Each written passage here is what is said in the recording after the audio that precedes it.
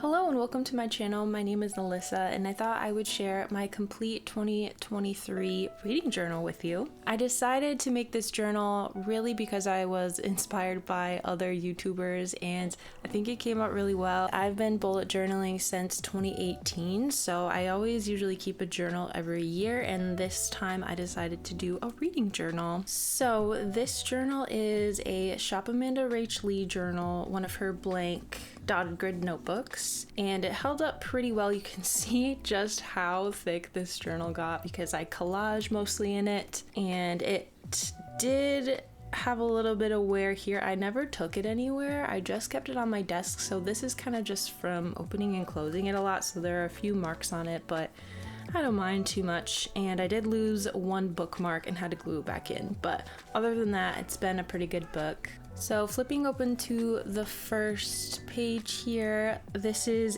a little label that I got when I was a kid, so I thought it'd be really cute to put it in here. This is my first cover, as you saw, just to introduce you to the journal. And I just gotta say, I was mostly inspired by Hedda at Mochi Bujo here on YouTube. You can see her collage influence a lot throughout this. So a lot of these things are from Amazon, other really old books that I found that were thrifted, and some of these things are my own art and also some of my friends' art as well.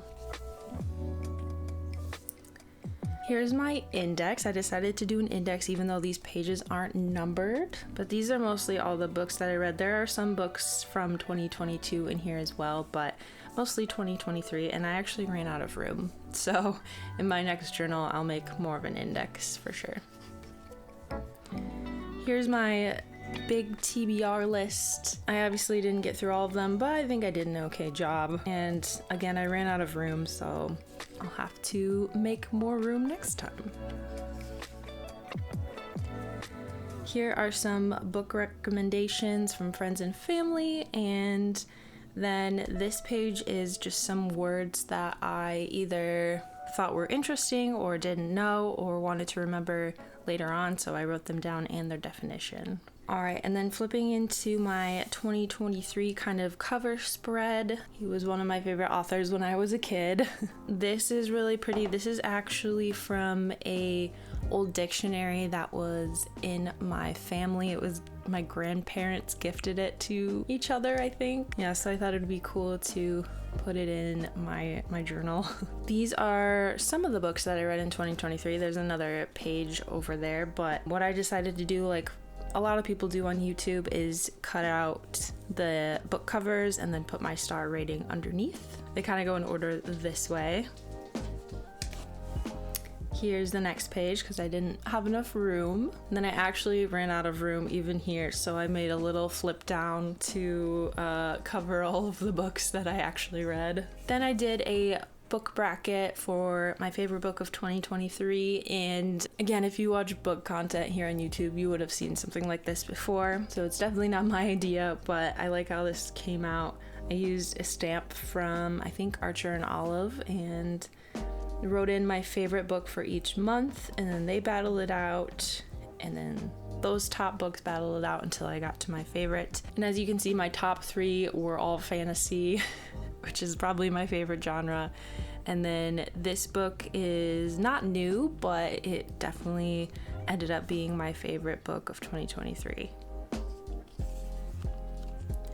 Then we go into my kind of monthly spread. So what I decided to do each month was have a cover page with maybe a quote or something, and then I kind of listed all the books I read in that month in some way, and then each book has its own spread. If I didn't like a book, I would only give it like a half spread, and then if I really liked a book, I would give it a full spread. But we have a quote from C.S. Lewis, and then all my books listed around for January. This is the first spread for 2023 that I made, and I think it is actually my favorite in the entire journal, just like composition wise and everything. I like how I had some like bigger elements and then some smaller elements, and just how I laid it out, I really liked it. So I don't think the composition of a spread really beat this one all year.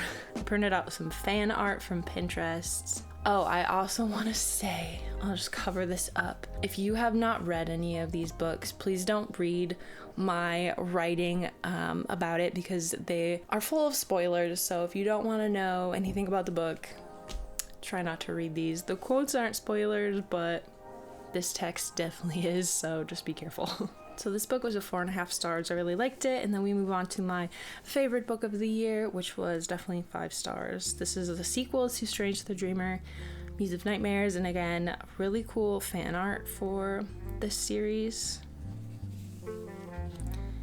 Then we have People We Meet on Vacation and then Lock Every Door. This was my first Emily Henry book and my first Riley Sager book. Both were okay. I didn't love either of them, but they're fine. Alright, then we have 2 fantasy books, Caraval and Red Queen. Caraval was, I think, my least favorite book of the year. I'm sorry, I know so many people love it, but it just wasn't for me. I liked the writing and it started out really well for me, but it just was too like nonsensical for me and it was weird. So I didn't love this one. And then Red Queen was okay, but again, I didn't like it very much. I think if I would have read it back in the day when it was published, I probably would have liked it a lot, but since I read so much fantasy now, this just kind of seems bland and overdone and just kind of boring, to be honest. Then we go to February, which I only read 1 book. Kind of got into a little bit of a slump, but that's okay. But the 1 book that I did read was My Dark Vanessa, and it was indeed a 5 star. So this one was really dark, really sad, really gross, but I really liked it. If you know, you know. Then we move on to March, and I really like this sticker. He's so cute. This is me all the time. I read a lot this month, but they were very short books. I reread a series from my childhood by Darren Shan. It's called Cirque du Freak. You might have heard of it. And it's obviously middle grade, but again, I was just kind of curious to go back and read it and see what it was like as an adult. So what I ended up doing was combining 3 at a time for 1 spread. So these were 4, 5, and 6. I read 1, 2, and 3 in 2022, so then I continued this series in 2023. So I kind of just did like a little section for each because they're so short. But I love these books as a kid, so and it was the series that really got me into fantasy. So then we have Book Lovers. This is definitely my favorite Emily Henry book. 5 stars. So many good quotes. Made me laugh. Made me cry. It was a good one.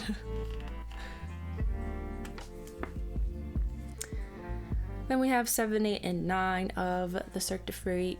Again, kind of same look, same format for these 3. Then we have These Twisted Bonds by Lexi Ryan. This is the second book. Wait, what's it called? These Hollow Vows, right? Yeah, that's the first one. The first one was okay. It wasn't great. It was like entertaining, but it wasn't like necessarily good. So same with this one. It was okay, but not necessarily a quote unquote good book, I guess. Then we have April with my books that I read on the side here. No room for a quote on this one. The first book I read in April was We Spread by Ian Reid, and a lot of people loved this book. I thought it was alright. It definitely kept me reading, but I think I came to find that I didn't love, or I don't love, those kind of like trippy, vague, like fever dream kind of stories. I kind of want like more concrete answers to what was real and what wasn't. I know that's kind of the point of books like these, but I don't know if I really enjoy them too much, so we'll see if I read more like that in the future. Then I read Shadow and Bone actually for the first time. I know these are older, but I really wanted to give them a go because the show had come out and I wanted to see what they were all about. So I actually really loved this series. I thought it might be a little lame in 2023 because of how much other stuff has come out and how much other stuff I have read, but I really liked them. So we got some fan art here. The first and second book I really loved. And And then I took a break and read a couple other things before I went on to the last one. So we got The Book Eaters. Didn't really love this one either. I know a lot of people do, but I only gave it a 2.5 stars. I listened to this on audiobook, so maybe I would have liked it better if I had just read it, but the narration was kind of stale, so I kind of like found myself tuning out a lot when I was listening to this one. But anyway, then we have Mysteries of Thorn Manor, which is the kind of sequel novella to Sorcery of Thorns, which I read in 2022, and I loved that book so much. So the novella was cute. I mean, it's a novella, so it was just, you know, whatever, but entertaining. Then I read Happy Place. The sticker is so funny to me. I gave it a 4-star. It wasn't my favorite, but I think I definitely liked it better than People We Meet on Vacation for sure. Then we have our May cover page with a little quote from Pride and Prejudice, and I actually only read one book in May too. I just had some months where I just didn't feel like reading much, which is totally fine. So the book I read was the third in the Shadow and Bone series, Rune and Rising, and this one I still gave a 4.5 stars, but it wasn't my favorite, but I still loved it. I think it was a very fitting ending for the series. It was satisfying, I guess, but I just liked the angst of the first two a little better, I think. Then we have a June cover page, which I did read quite a lot in this month. So then I read Six of Crows for the very first time. Really liked it. I gave it a 5 stars. It was really cool. I liked the 6 main characters. Thought it was a really good character-driven book, although there is a lot of plot to it as well. And lots of quotes that I just laughed so hard at and thought were really good. So I had to put them in. So I have like really tiny quotes there, but I love it. And I like how this one turned out too with this fan art on the side. Then we have the last 3 books of the Cirque du Freak series. So I finished it off. My inner child was very happy. I remembered a lot, but not a lot too. That doesn't make any sense, but it was a fun time. It was a good time. I just remember so many emotions I felt when reading this as like a little middle schooler, so it was good. Then I read You're Not Supposed to Die Tonight, which is a YA horror thriller book. It was alright, gave it 3 stars. I think I would have liked this a lot more if I was younger, really, which is the point because it is young adult. But I thought I'd give it a shot. And then we have The Woman in Cabin 10, which was recommended to me by my mom, I think, actually. And it was alright. There was near the end, it kind of picked up and got better, but you know, it was okay. Then we have July, which I read only 3 books. It was kind of a planty theme. So I read Hidden Pictures and then Our Wives Under the Sea. Hidden Pictures, I gave it a 3.5 because I did really enjoy it. I thought it was like a good horror book. That being said, I haven't read much horror, but yeah, I hated some of the underlying kind of political messages that he slipped in there. It was kind of transphobic and weird. Some weird like fat phobia in there. I don't know. Racism, it was weird. So I gave it a 3.5 because I had a fun time with everything else. But it did rub me the wrong way for sure. I think I would have given it an even higher rating if not for those weird undercurrents. Then I read Our Wives Under the Sea, and I really liked the writing in this one, but again, it was another kind of like trippy fever dream story that you don't get a ton of answers to, and again, I don't think I love those, so it was just alright. Then I read Una Out of Order.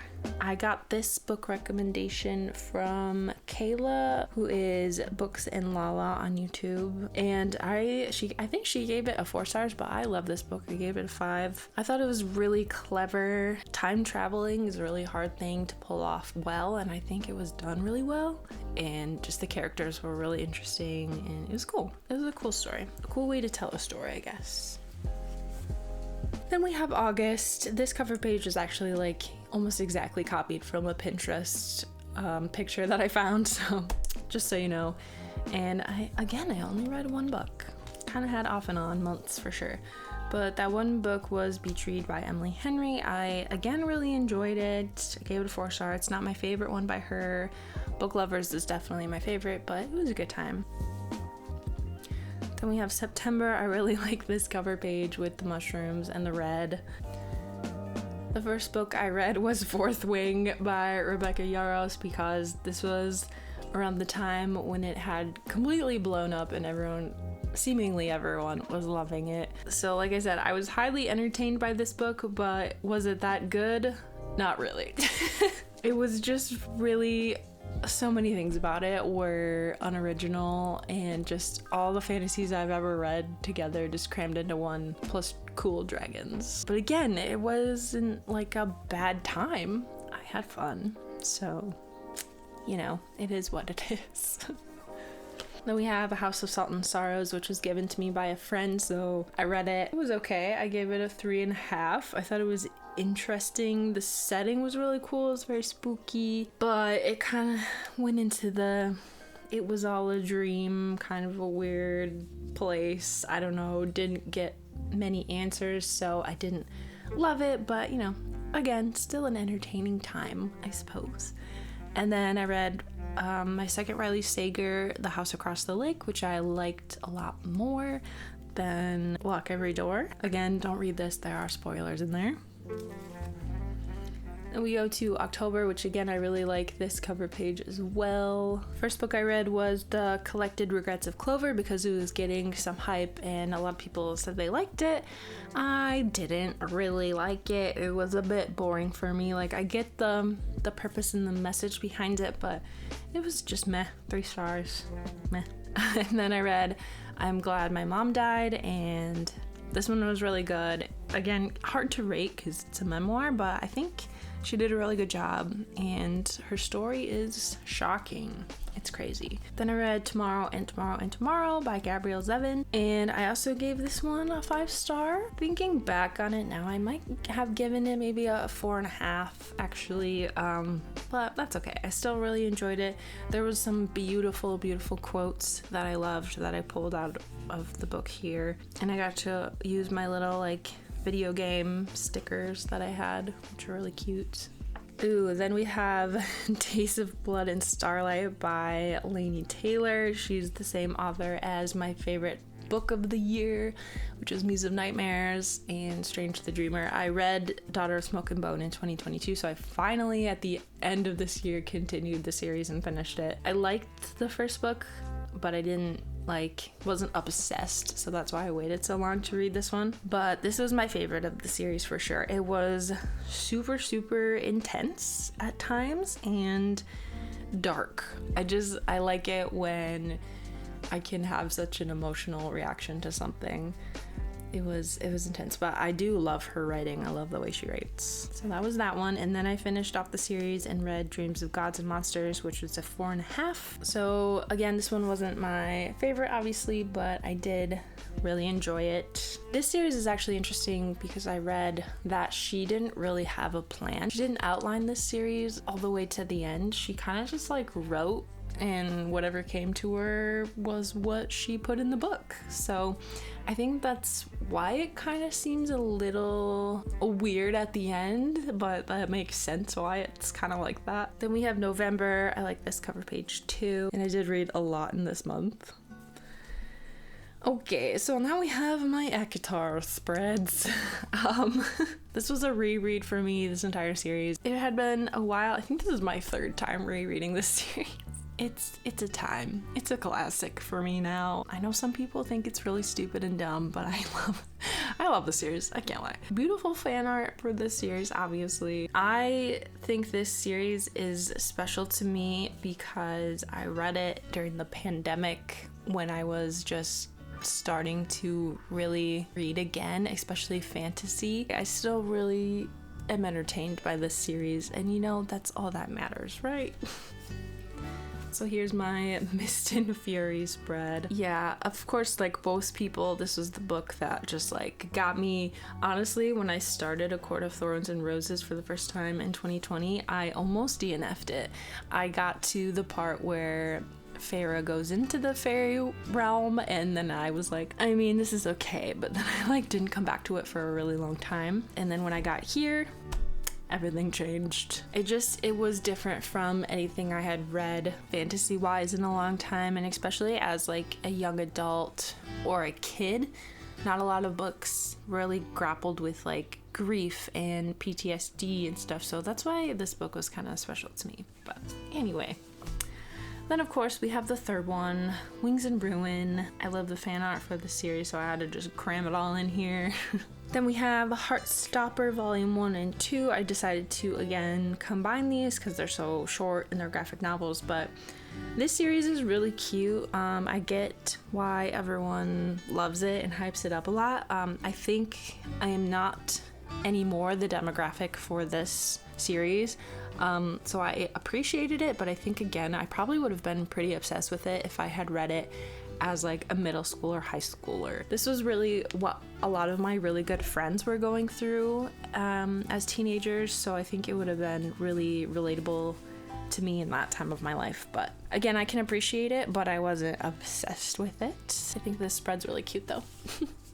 And then we have Volume 3 and Volume 4. I just remember talking to one of my friends, and he was reading this romance novel, this gay romance novel, but it was like one of those like really cheesy ones, you know, the old school kind, and he's like, this is like the only thing I can find that is like this. So now I'm just, yeah, like I said, I'm happy that these kind of things exist now and are way more abundant than they used to be. Then I started the Wayward Children series by Shannon McGuire, and I've heard a lot of good things about the series, so I decided to start it. I really did like this one. It was, again, super short. I did find it entertaining. It was pretty good. And then I read Iron Flame, and I liked it. I know that a lot of people like Fourth Wing way better, and they were very disappointed in Iron Flame, but it did keep my attention. A lot of stuff happened. I think it like kind of weenie, yeah. But again, it was entertaining to me. It was a good time. All right, and then I read Red Rising, which was a book that I was pretty excited about reading, and I think this was probably one of my biggest disappointments of 2023, and I know so many people love the series and think it's great. I think I just expected something different. It started off really, really good for me, pretty well, and I was getting into it, and I was like, yeah, cool. And then when our main character goes and infiltrates, you know, the higher society, the rest of the book was just like, what? It was just like all a tournament. I don't know. If you read it, you know, but it just got boring to me, honestly, and dragged out, and I was like, what is the point? What is happening? I don't know. It was weird. This isn't a spoiler here, but I said, yeah, I didn't particularly like the writing because sometimes the scenes were too short and things happened in just a paragraph, and other times I really had to work and like reread paragraphs to figure out what was happening. Then we are down to the last month, which is December, obviously, and these are the 4 books that I read, and I like this spread too. I like this sticker a lot. I read Pretty Girls by Karen Slaughter first this month and really enjoyed it. I got this recommendation from Lexi on BookTube. Newly Nova, I think, is also her username, and she said it was absolutely gruesome and devastating, so I was like, yep, picking that up. Yeah, not a lot of things disturbed me, honestly, but this was a bit, it was a lot. So just a fair warning going into this, it is pretty gruesome, lots of gross details, but I liked it. I thought it was alright. I don't want to say I had a good time, but like, you know. And then I read my first Allie Hazelwood book because I felt like I was being left out.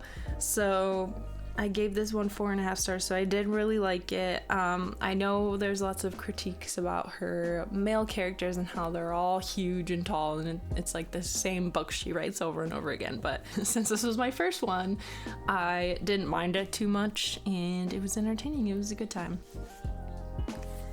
Then my last 2 books of the year was the second book in the Wayward Children series, which was Down Among the Sticks and Bones, which I liked as well. Again, they're just so short, it's kind of hard to rate them and stuff because they don't go like super deep each time, but it was entertaining. It's still good. I'm still intrigued by the premise of this series. And then I read my second Allie Hazelwood book, which was her YA debut, which is Check and Mate. Didn't love this one. I had fun still, but it definitely was not as good as Love Theoretically for me. It was okay. And then I probably would have made this spread more decorated and scrapbooky, but I was pretty like itching to get onto my next journal, so I just did a page of stats, and then I did some book awards, which I also saw on Pinterest. Yeah, last year I read 54 books, 19,000, almost 20,000 pages, which translated into 33,000 minutes read. My top genres were actually young adult, which is funny. I think it's because I read a lot of the Darren Shan books. Because he was also my top author, because I literally read 10 books. I think there's 10 or 12 in that series. Anyway, then fantasy, then romance, which definitely checks out. My reading vibes were adventurous, and the shortest book was a Wayward Children series. The longest book was Sarah J. Maas. Average book length was 367 pages, and then my average rating for the year was 3.9 stars, which I thought was pretty good. And then for me, again, all opinion based, but the best book in my opinion was Muse of Nightmares for the year. The book that had the best characters for me was Six of Crows. Made me cry the most actually was Beach Read. I don't know why. I must have been just a day, because I absolutely sobbed during that book, and I think any other time probably wouldn't have, but I don't know what was in the air that day, but it was bad. Made me laugh the most was Book Lovers. That was a pretty comical book. Made me the happiest was Court of Mist and Fury, just because the nostalgia vibes, you know. Maybe the angriest was I'm Glad My Mom Died. Not angry in that like I disliked the book, but just the things that happened to her. Dang, man. Spiciest read actually for me was Love Theoretically. Like I don't know why, but yeah, that scene was like, whoa. Anyway, most disappointing was Red Rising for me. I was just expecting more, I guess. I don't know. Most surprising to me was Uno Out of Order. I didn't really know what to expect out of that one. Didn't know if I would like it, but I ended up loving it. Best standalone to me was My Dark Vanessa. Best duology, Strange the Dreamer and Muse of Nightmares. Best series, Shadow and Bone. I really love that one. Best romance, Book Lovers. Best thriller I read was Pretty Girls. And then the worst book of the year for me was Caraval, which is sad because I really want to read Once Upon a Broken Heart, but I feel like I have to finish the series before I read that, but maybe not. I don't know. I did have a bit of pages left, but not too many. Not too many, so that's pretty good. I have little indent marks where the strap sits because it's just so fat. That's an accomplishment right there. I usually don't even like finish journals, so this one was really exciting for me to do. Oh, and if I didn't say, this sticker was from just a local bookstore.